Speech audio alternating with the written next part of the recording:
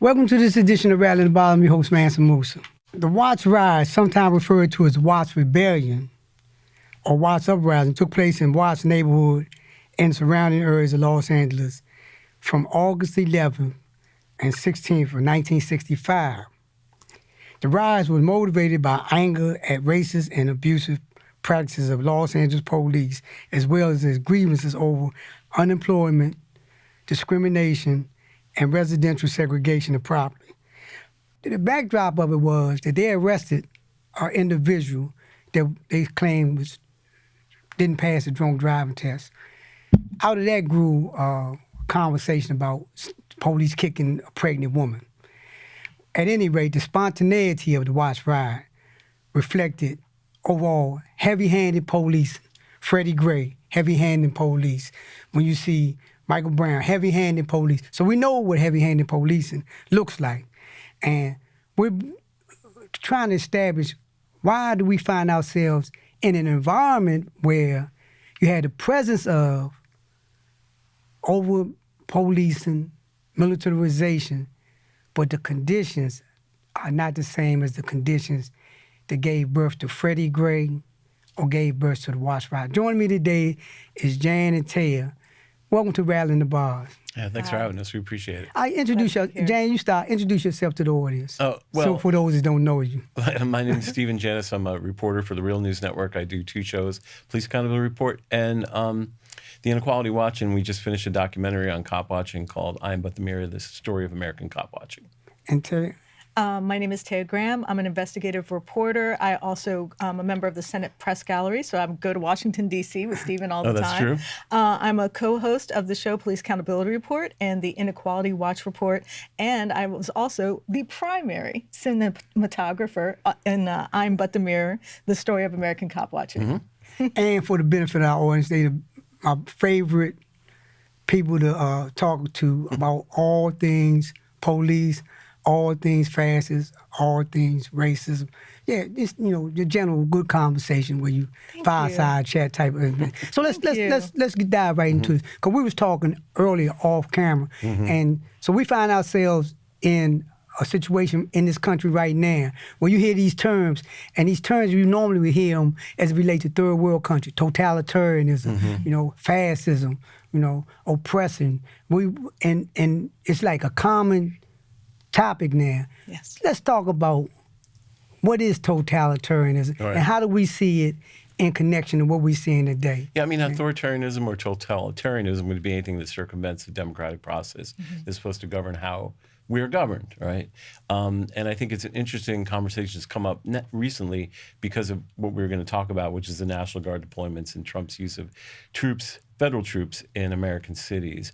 And I think America has always had sort of a latent authoritarianism in its political and economic, structure. And I think that has always been sort of executed by policing. So when you want to talk about authoritarianism in America, have we had it before? We've had it in different variations, but a lot of times it's been executed by policing. And that's why I think we see we're at this point where the National Guard has become this tool of the idea of imposing authoritarianism, even though Taya and I have covered it, and the reality is very distinct from, the politics of it. But nevertheless, that has always been part of our culture. And, policing, look at policing as slave catchers, for example. Right. And then we look at policing in American cities during the war on drugs, specifically in black and working class neighborhoods. Throughout it, the idea has been to impose some sort of latent authoritarianism on people who need to be economically exploited in one way or another. And that has kind of been the overarching principle, I think. Okay, but answer this though. In each one of them narratives that you painted, right, it's always been a pretext, like drugs, violence, gangs. But in this regard, how do we get to this space when you saying, I'm coming to get immigrants? Because the pretext for coming in this space is illegal aliens. But how do you see that? Well, you know what? When you were describing the Watts riots, I was flashing back to October 1st, Chicago, Southside Drive, that apartment building that was just hit by immigration enforcement officials, by ICE, okay? That apartment building was 95% African American. They used flashbang grenades to startle people. They blew people's doors off the hinges. They grabbed children who were barely clothed and dragged them into the street. They zip-tied their parents and separated them from their children. Okay? To see this happen in the United States today in the year 2025 is horrifying, and it's being done on the pretext of getting undocumented folks. Right. And on the Department of Homeland Security website, which I spent some time on today getting ready for your show, it says that the goal is to get murderers, rapists, pedophiles, and people who are gang members, okay? We already have laws for those people, okay? No matter if you're undocumented, documented, lifelong resident. We already have laws for that. But that's the pretext you were talking about. You said, what's the pretext? It said, we're gonna make everyone safer. But in the process, we are destroying people's civil liberties. Well, the idea, I think, too, that's important to remember is that that pretext relies upon a spectacle. Right. The spectacle Explain. well, the spectacle mostly that has been sold to white people is the spectacle of disorder coming from African American communities or coming from poorer communities. So they use the spectacle of disorder. In this case, they use the idea that people are flowing into the country over borders and, you know, and invading our cities in some way. And so that spectacle is extremely important to communicating the necessity for latent authoritarianism that we were talking about. And, you know, that raid is all part of it, right? Somehow, some way, this threat, this externalized spectacle threat, you know, basically justifies any sort of action, any sort of action by policing. And what's really interesting, well, not interesting, but really unsettling, is how ICE has taken this to the next level in the history of American federal law enforcement, or law enforcement in general. Okay, so as we see, let's stay on the spectacle, because the narrative that they initially painted was when they talk about bringing the National Guards in and federalizing, bringing the federal government in, ICE. They were saying that during this campaign, the Trump administration said that immigrants are creating crime, making the cities unsafe, and he want to deport them. But the underlying thing was that these people are the scourge of the earth, and that they're creating so much crime that people can't even look out their doors without getting shot in the head. And so then when they deployed the troops in the District of Columbia in particular, they said that the initial thing was we're getting illegal aliens out, or immigrants out. So they was going to Home Depot and they was rounding up day laborers. Then they shifted and said that they started locking homeless people. But how do they maintain this narrative when the facts don't add up? Well, how do we jail with that? Well, the thing is that the spectacle has always been very unspecific. So the thing that's really interesting, or I guess troubling, about the dynamics of policing is that when you go and you chase people, you know, at a Home Depot, you create a spectacle of disorder in and of itself, right? Because so really law enforcement becomes you know, sort of self-reinforcing in the sense that the very actions that they do, like in Chicago, actually create a spectacle of disorder that they can then use to fuel even greater assaults on our civil rights. This has been the history of policing. I mean, think about it in Baltimore. You know, Martin O'Malley and the Democrats here used the spectacle of disorder to impose zero tolerance, which was probably one of the most severe cases of police violating the mass civil rights of African Americans in the history, well, in the recent history of this country. And he did it by, you know, you do it by mainstream media every night showing a crime, anecdotal things that happen, and then police themselves going in, creating confrontations, right? And I mean, that's what ICE has been great at. They create confrontations that then become fodder to increase the presence of ICE, or to justify ICE to the people who think for some reason that immigration is only equivalent with disorder. And then in terms of what you just said, Taya, that the website says all the elements that they talk about rounding up is crime, is a criminal intent behind it. I kidnap somebody. I carjack somebody.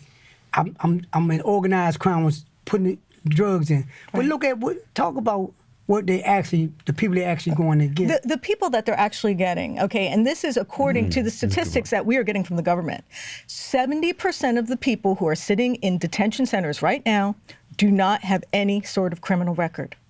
Some of the people who do have criminal records, that can be traffic tickets that weren't paid off, okay? Right. That could be traffic tickets. So these detention centers are not full of murderers and gangbangers. They are grabbing people who were looking to do construction work and were waiting outside the Home Depot. They're grabbing people who worked in the fields and on people's farms. They're grabbing people who work in factories. They're grabbing people who work in food processing and meat packing plants. They're grabbing people who are workers. And so they're pouring, I think it's like $45 billion. They've tripled the amount of money that's going to ICE. $45 billion. Right. And instead of using that money to find a way to make sure that these people who are working hard, who are paying taxes into our system, have a good pathway to legal citizenship, instead they're grabbing all these people, and it costs money. And what's terrible is that they're deputizing other members of law enforcement to be a part of this. So we went and we did a story on the National Guard, and we reached out to their press information officer to get some information about it. And they did not deny that the National Guard could be used to assist ICE in detentions and arrests. Now, what's really quite troubling is this 287G. And what 287G does, it essentially deputizes law enforcement to be ICE. So that, for example, it's a partnership program. And this partnership program is profitable. Okay, the police department, for every officer that becomes part of this program, their salary is completely paid. Their overtime is paid to up to 25%. Also, there are monetary rewards for the police department when they do really well in giving ICE tips. So essentially, they are incentivizing, grabbing people. And when you put a profit motive behind it, you know what's going to happen. It's going to be over-policing. It's going to be policing that is abusive. It's going to be policing that uses racial profiling, and they're going to be grabbing people who don't in any way deserve to be deported without due process. And talk about this. That's an interesting point she made about how they incentivize and become more fascist. But talk about why in D.C.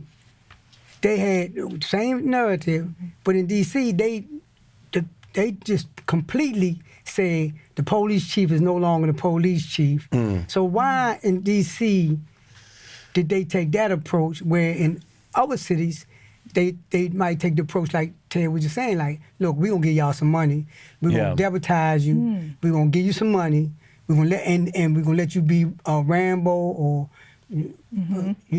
Clint Eastwood or whoever your fantasy is in your head, you can go out and do that. Well, it's interesting that they do that because, if an American policing that latent authoritarianism is a result of policing, then the best thing to do is completely take control of policing in a community. It means that you have authoritarian power, right, in some ways. Now, in the D.C. case, it was very weird that they actually, set the police. I think that was more of what I would like to say is a spectacle than having a meaningful impact. I mean, that just really quickly, on the ground, as Taya and I have interviewed the people and talked to the people, these people who represent the National Guard do not have local policing powers. They are not trained as police. They don't understand the law. They don't know the law. They haven't been trained on the law.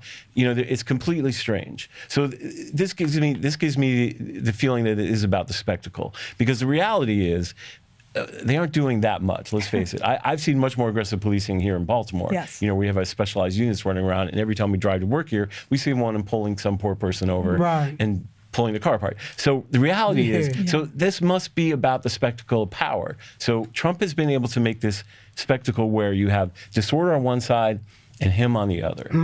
And he can constantly encroach upon the civil rights of Americans by convincing us that this disorder is so systemic that only he can fix it. And so I think part of seizing control of the police department through the police chief was part of that spectacle. Okay, we're just going to come in, and of course, he can cite statistics, but his basic idea was, I'm going to come in and take control of everything, and therefore I will fix this disorder that I've in fact created. Right, and I think we should stay on the spectacle, because I think that's the the underlying thing, the illusion of totally. this of disorder creates the disorder in and of itself, and allow for them to be able to establish a police state. Yeah. Right? So talk about that. Talk about where we are now, because in terms of their attitude, following the spectacle narrative. Okay, so they said we're going to Chicago, we're going to Memphis, we're going to Portland, right? And in each one of these cases, creating the narrative is Trump says, the town is in an uproar when you go there. People, like gangs, gangs in New York, block me, stop me from coming into town. So only I can stop. I can open the highways up for you. That's but true. Talk about how is it that we don't see this, but he's still painting this narrative and he's getting away with it, or is he getting away with it? Well, the thing is, to a certain extent, he is getting away with it, and part of the reason, I believe, is because of the anti-blackness. Okay. So there's a section of where this immigration enforcement, where people are not receiving due process, they're experiencing cruel and unusual punishment. They're being put, for example, in solitary confinement for 15 plus days. There's roughly 65,000 people in detention center right now, and over 14,000 of them have been put in solitary confinement. And just for the record, just talking about the carceral aspect, 20 people have already died this year in ICE detention custody. In Biden's 4 years, only 26 people died. Okay? Within a year, he's going to have more people die than did in the entire 4 years of Biden's term, okay? So these places are known. These Department of Homeland Security, the actual Office of the Inspector General actually told Department of Homeland Security, your places aren't safe. People are suffering from medical neglect. You're torturing people, putting them in solitary confinement too long, et cetera, et cetera. The Office of the Inspector General gave that report, okay? So they know that people are going to get sick and they're going to be harmed and they're going to be tortured in these detention centers. But the anti-blackness aspect of it, the racial profiling that comes with it, we saw it happen in Chicago, okay? I'll give you another example of the anti-blackness aspect of it. Roughly 5.4% of the black immigrants have been detained. Right. But they represent 20% of deportees. So, black immigrants are 5.4%, but they represent 20% of the people who've been deported, okay? That is highly unusual. Right. So, and racial profiling is going to be one of the methods that they continue to use in order to find people and round them up. So essentially, if you have an accent or you don't pass the brown paper bag test, you are going to be going into those carceral systems. And one of the worst aspects of these carceral systems, besides the fact that it's core civic and geo group, these private prisons, okay, that do not have the same levels of oversight, okay? Exactly. There's no recourse for people. People are simply being disappeared into these detention centers. And when you are made invisible, when you make a population of people invisible, you make them powerless. And talk about the cost.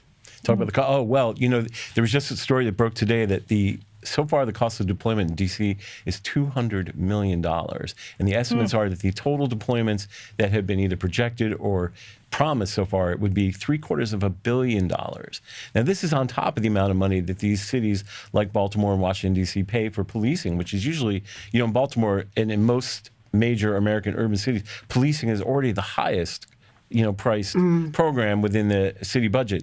So you're talking about $750 million added onto the tab for American policing in these cities. So it's an insane amount of money because they're bringing people in from other cities, housing them, feeding them, and all the logistical costs. It's extremely pricey in an era when we can't even afford health care for our American citizens. So it's really straight. But it shows you the priorities. Right. And talk about this. Why? Because we're seeing that. Okay, we got this spectacle that this country is like in civil war, that people can't come out. Cars burning everywhere, but in terms of like the populace respond, because in D.C., for example, when they deployed the National Guard and ICE was already running amok, the narrative that Trump was using initially was we're rounding up immigrants, illegal aliens, just committing all this crime. Okay, that didn't quite gel, right? So then he shifted his gears and say like, crime is outrageous in D.C. So once he said that, then people started to respond, well, now crime is going down. Statistically, crime is down. crime is down 5 years low. So his next response was, "Oh, I gotta go back to my next. I gotta go back to like immigrants, Right? Because I'm not getting no traction, Right? But in terms of how does he maintain this illusion, this spectacle? Because every time it's nonsense. He come out every day. He just said in Chicago, beautiful black women, African American women, asked me to come and clean up the city. Right. Oh my. I mean, the thing is, the spectacle of disorder has been so ingrained into our history of our country that it's hard. It's a very easy thing to manipulate, but it's grounded in economics, right? Yeah, come on. Talk about that. Slave catchers, caught people that were considered property, right? And so the idea of property was perpetuated, the people property, and then of course, African Americans, in cities like Baltimore now have been depicted as elements of disorder, right? But always that's been tied in the fact that you have to keep people performing for this economic system. If you look at Mark Neocluse, who wrote A Political Power of Policing, or Political Theory of Policing, he talks about how vagrancy laws, right, were used to keep people working. Well, you arrest people if they don't work, right? But the economy and capitalism has evolved, and now we're in a different stage where I think the economic system is really just extractive. Like, we don't even need people to work anymore. The richest of the rich just want to extract more from the poor. And if you don't believe me, look at the way income inequality has changed in the past 40 years. So now it has to be a little different, right? It's not just about capturing someone, or not just about forcing them to work. It's about depriving them of any agency.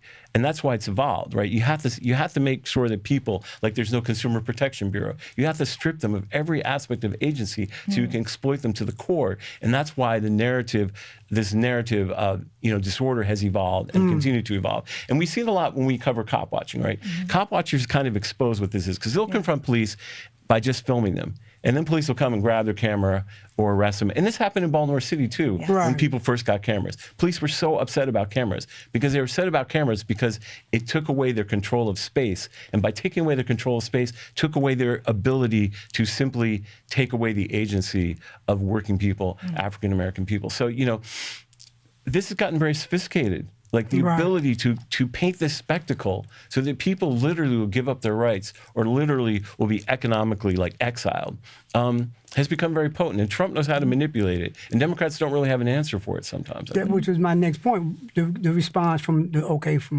local governments and state government, because let's start with, we know D.C. was under home rule, so they basically a colony. So they had very limited response, and the mayor got a spine of a jellyfish. Right. So she gonna go with this other way.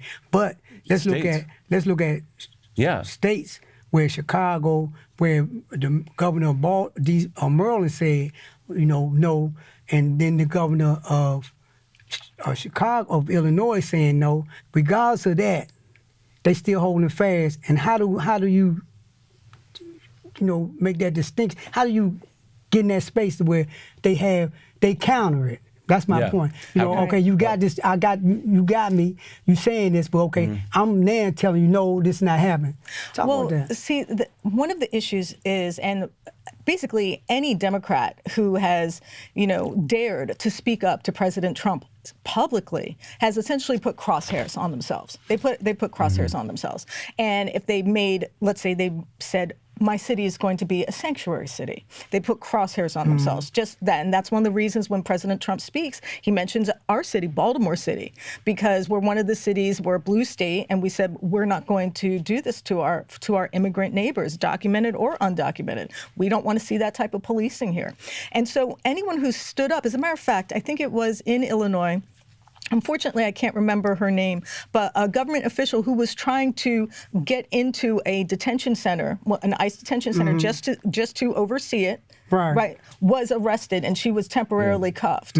Right. So what's happening with President Trump interacting with these Democrats is he's doing his darndest to intimidate them. And one of the best ways you can do that is by having masked men come into an area as essentially his federal enforcers, masked men who come in who aren't accountable to anyone. No one knows their names. There's no transparency around it. If you have a complaint against one of those masked men, do you know where it goes? I can tell you it doesn't go anywhere anymore because the Office of Civil Rights and Civil Liberties has been absolutely stripped and defunded.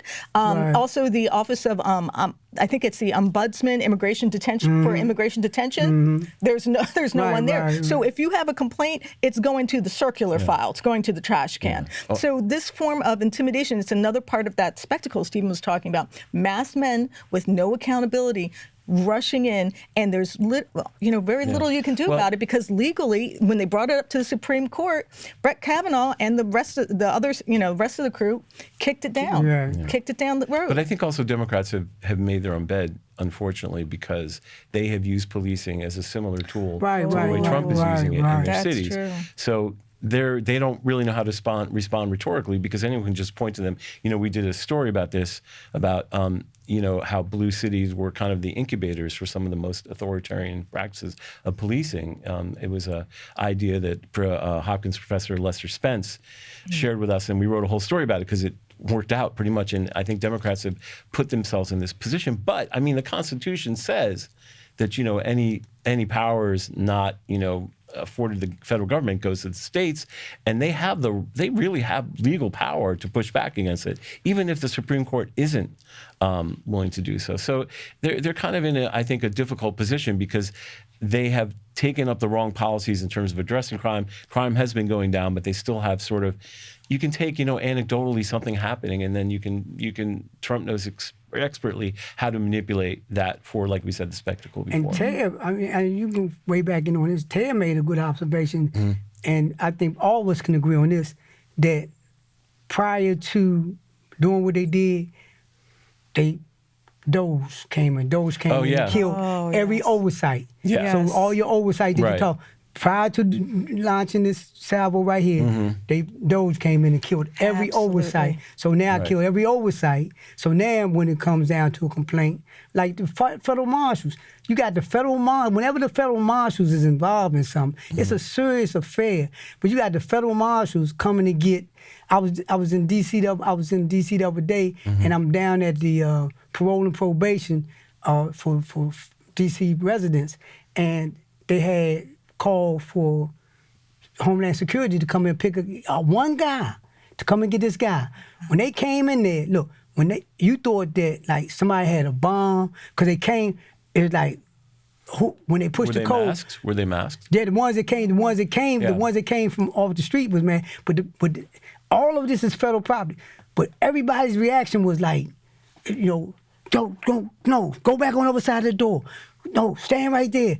Everybody that's around. So we sitting there, and like they come and get this one guy. They had 4 Homeland Security individuals. Yeah. So talk about that. Talk about how they was able to do that, and how that plays into this overall narrative. Well, one of the things they've done, as Taya's pointed out, is they've exempted people who are here under contested circumstances. They have exempted them from the legal process of due process, and they have exempted them from it as part of what I think that latent authoritarianism policing is always about, which is limiting people's constitutional rights.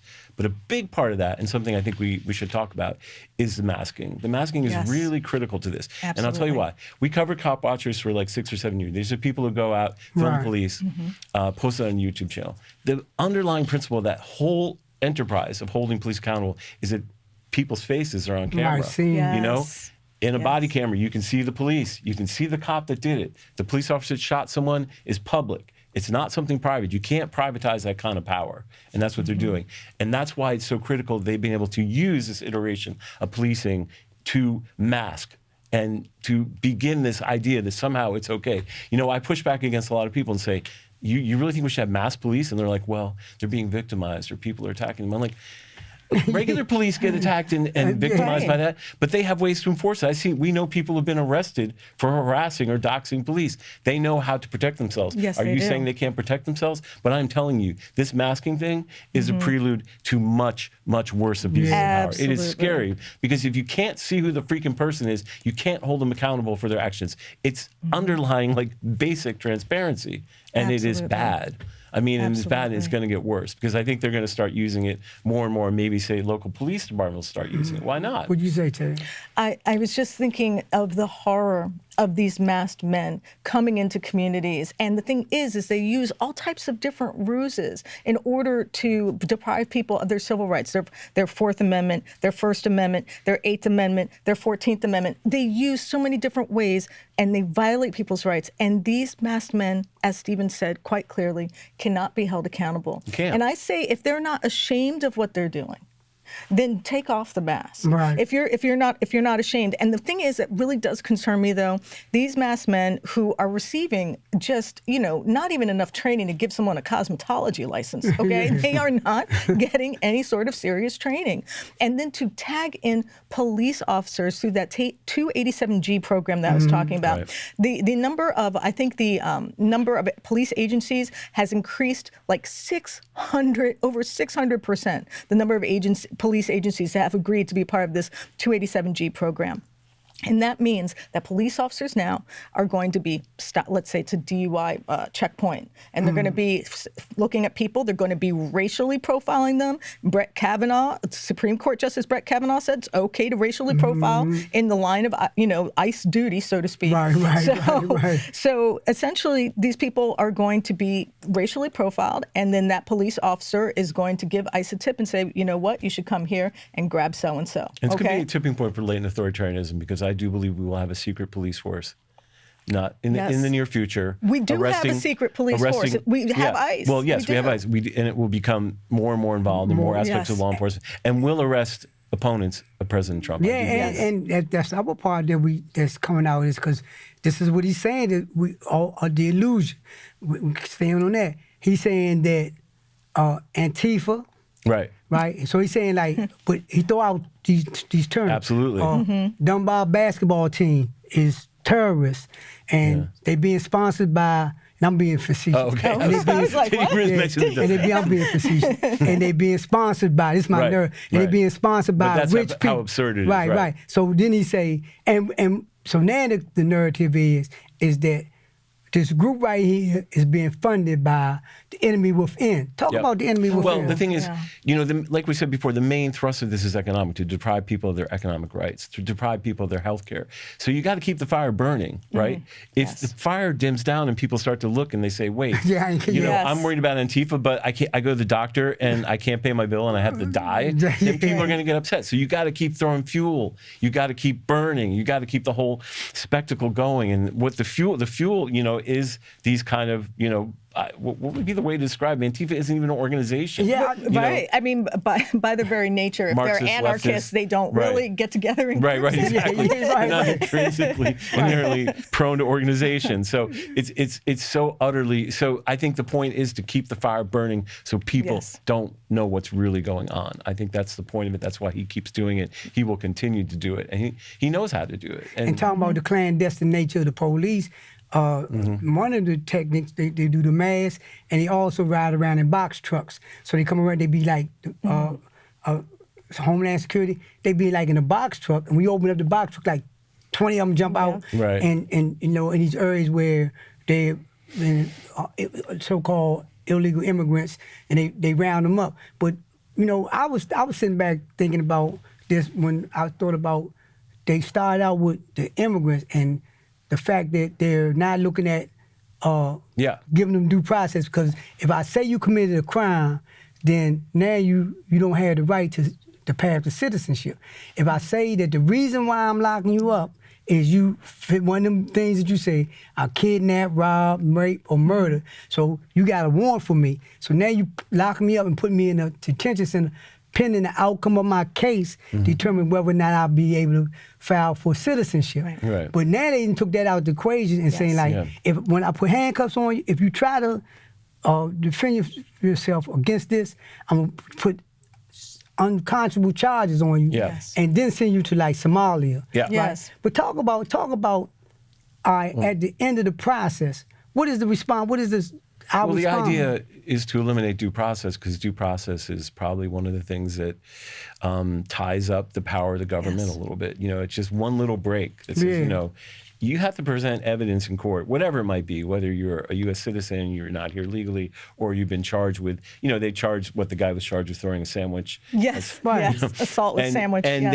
they have said explicitly that they will start charging people for filming. Yes. Filming ICE. Do you realize what the precipice we're on if they successfully prosecute? So the idea is, to get rid of those, I guess would be pesky civil liberties. Those guardrails. Yeah, Those guardrails. Let's call them guardrails. And, to eliminate them. Go ahead. No, I was just going to say, early on, anyone who spent time like perusing through Project 2025, or even took a look, just took a really in-depth look at President Trump's first 4 years, they would realize that the seeds were here to weaponize law enforcement against Americans that he either finds disfavor with, politically, that journalists, nonprofit organizations that, it sounds like George Soros is funding everything. Yeah. Apparently. But it's going to be really incredible to see what happens with like the George Soros investigation. Right.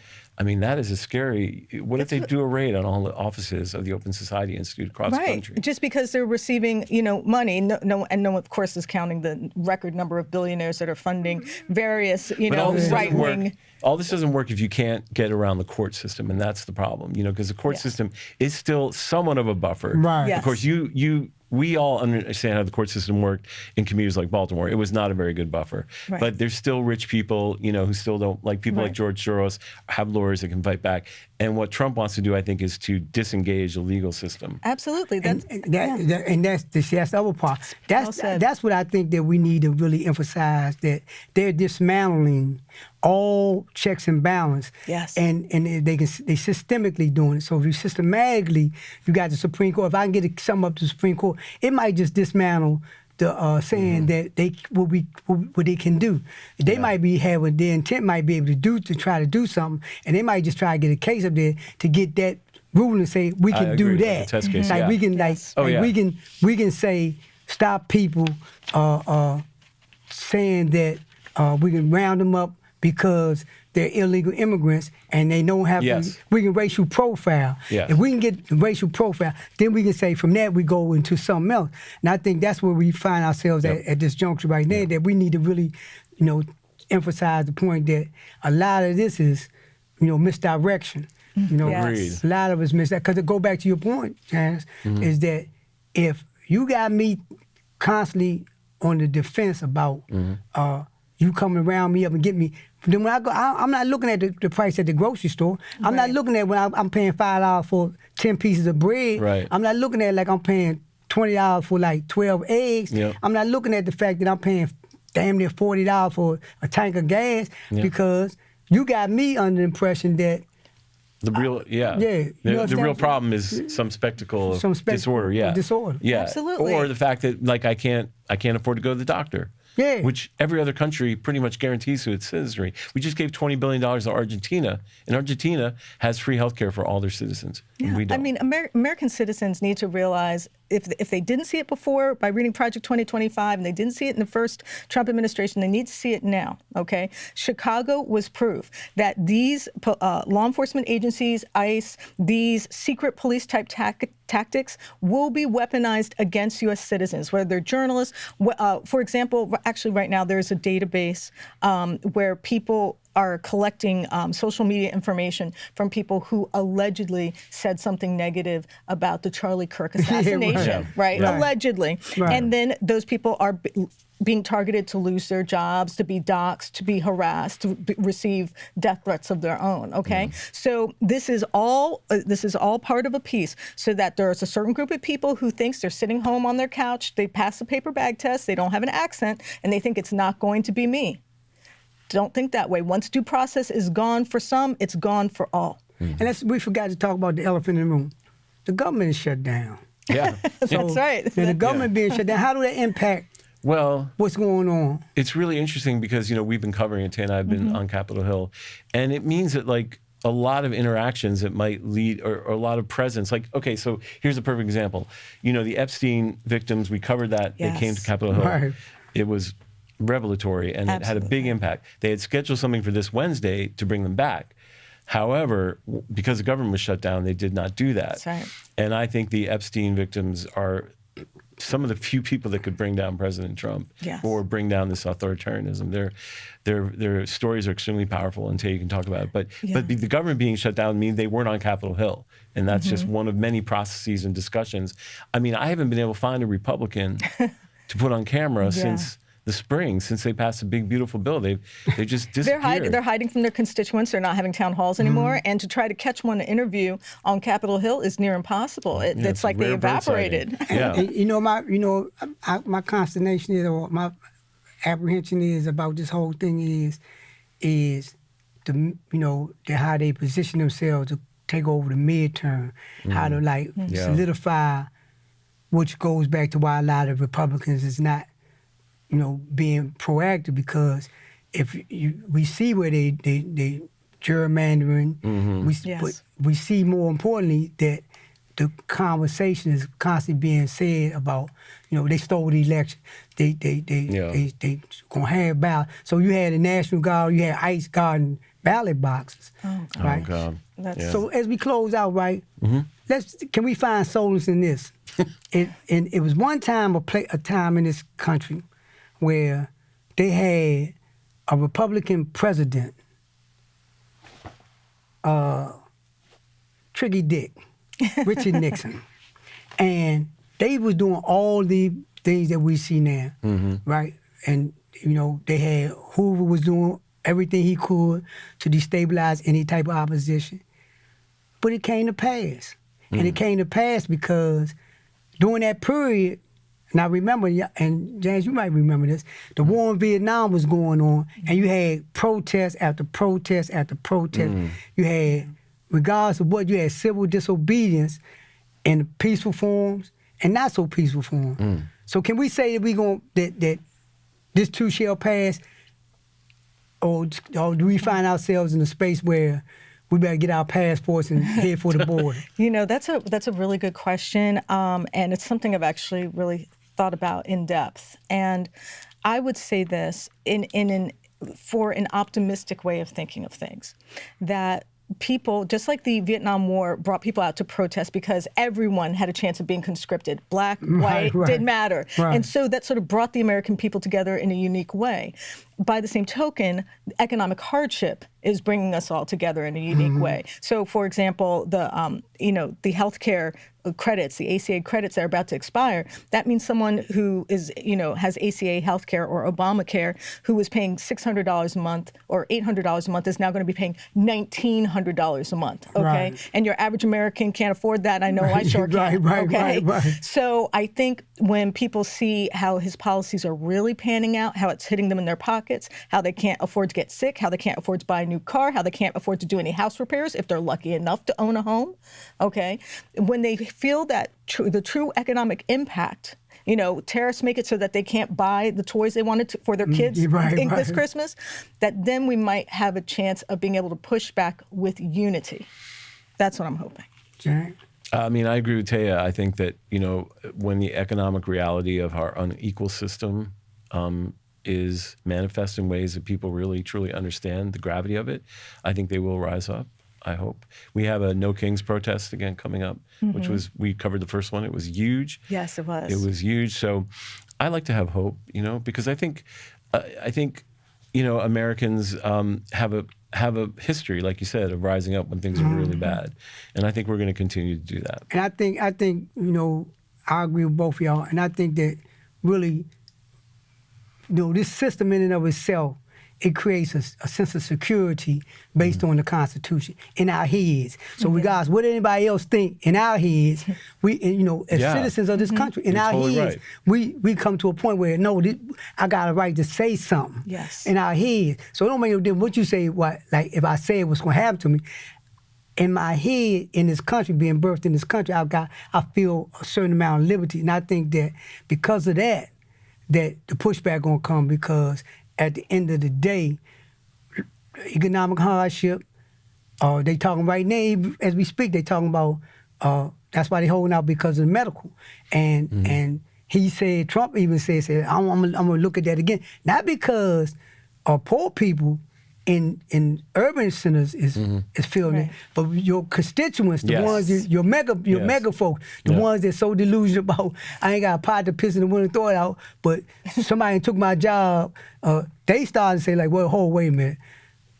Couldn't anybody take my job? They rounded up everybody, include my neighbors. So why I don't have no medical, right? So as we close, y'all got the last word. What y'all want to say in close? Well, I think, we need to be instrumental about understanding that, this idea of mass police and secret police is probably one of the pernicious political concepts in American history, and that we have to stop it, Yeah.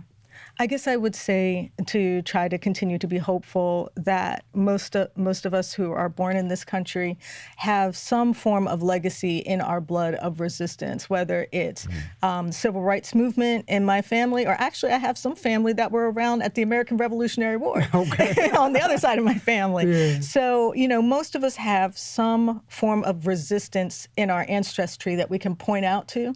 And now it's our turn. Now it's our turn to step forward. There you have it. Now it's our turn to step forward. We have to look at this in the context as it's being offered us. We have a lot of illusion and disillusion, and we have like the magic show going on right now where you pull the rabbit out the hat. But now somebody's coming up and saying like, hold up, let me get the hat, the rabbit, and put handcuffs on you, because you create this illusion that people are actually doing things that they're not. You're rounding people up and saying that they're a threat to society, that they're gangs. But each time you change the narrative, you expose yourself. Eventually, everybody's going to say, oh, the king don't have no clothes on, and you're going to be exposed. So we ask you to continue to look at this report, and look at this information. Don't believe the hype, as Public Enemy would say. This is a real... we find ourselves in a situation where we have to get up, stand up, and don't give up the fight. Thank you, Steve and Janis, for Thank you. joining us. It was a great conversation. It was a pleasure. It was a pleasure. And as always, these are my favorite two people to interview, to talk with. I consider more just conversation than an interview. I like to double y'all knowledge about this stuff. And it's more important, it gives people the opportunity to have information that they can evaluate and not be caught up on fake news or misdirection. So thank you. We ask that you continue to support Real News and Rattling the Bars, because guess what? We actually are the real news.